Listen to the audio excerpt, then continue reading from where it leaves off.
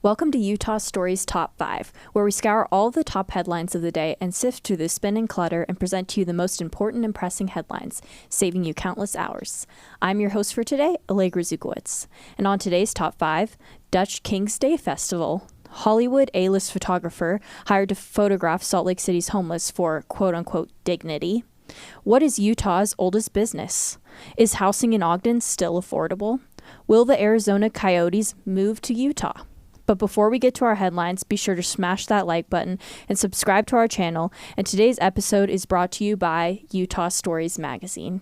All right, let's dive into our first headline and story. Dutch King's Day Festival. The Old Dutch Store and Dutch Club of Utah present Salt Lake City's third annual Dutch King's Day, debuting in a new venue at Mill Creek Common. On Saturday, April 27th, King's Day is celebrated across the world. The biggest celebration is in Amsterdam, where millions of visitors and locals wear orange to celebrate King Willem-Alexander's birthday at the world's largest street party. Salt Lake City joins the fun with this free, family-friendly event showcasing the culture and traditions of Holland. Dutch King's Day features Salt Lake City's legendary DJ Bad Brad Wheeler, King's Day craft and vintage fair, authentic Dutch cuisine and beer, kids activities, and more. This sounds super fun, so go check it out. Moving on to story number 2, Hollywood A-list photographer hired to photograph Salt Lake City homeless for quote-unquote dignity. The same photographer who created iconic portraits of Billie Eilish and Robert De Niro is coming to Salt Lake City to photograph Salt Lake City's homeless.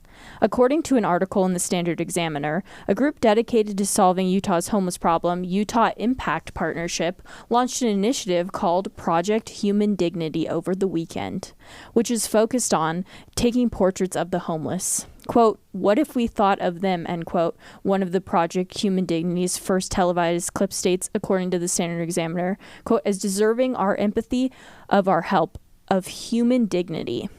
Comment down below what you think about that. We've covered a lot of homeless here at Utah Stories, so let us know what you think about what photographing the homeless does to help the homeless. Moving on to story number 3, what is Utah's oldest business? Nestled in Huntsville, Utah, the Shooting Star Saloon stands as a testament to resilience, claiming titles as both the state's oldest business and bar. Since its transformation from a mercantile in the 1850s to a saloon in 1879, it has weathered the storms of prohibition and changed ownership, now under Leslie Sutter's stewardship. Among its prized relics is Buck, the famed St. Bernard, once Guinness certified as the largest in the world, forever vigilant over the patrons. With walls adorned by currency from across the globe, the saloon offers a glimpse into its storied past while serving up $3 beers and $5 Star Burgers, beckoning travelers and locals alike to partake in its historic charm and recession-proof hospitality. So at z.travel on Instagram made a reel using this story that we wrote back in 2014, and it reminded us about how interesting and cool it is. Alrighty, moving on to story number 4. Is housing in Ogden still affordable? In Ogden, Amanda Neely's journey embodies the housing crisis facing many families, a cascade of setbacks, from job loss to medical emergencies, left her seeking assistance.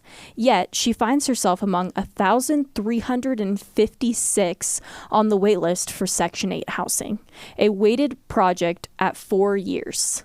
While Ogden once symbolized affordability, its charm and growth now drive housing costs upward, mirroring statewide trends. Despite efforts by local officials and developers like Lotus Riverwalk, where quality meets affordability, the struggle for dignified housing persists, revealing a complex landscape of income disparity and market pressures in Utah. So we just published that story today, so go check it out on utahstories.com. Alrighty, moving on to story number 5. Will the Arizona Coyotes move to Utah? So there's been lots of talk in Utah about whether an MLB team will come, whether NHL is coming to Salt Lake, whether we're going to get lots of arenas and stadiums. So it seems like the MLB stadium seems unlikely, but NHL might be coming. So NHL's Arizona Coyotes players were told Friday that they were moving to Utah.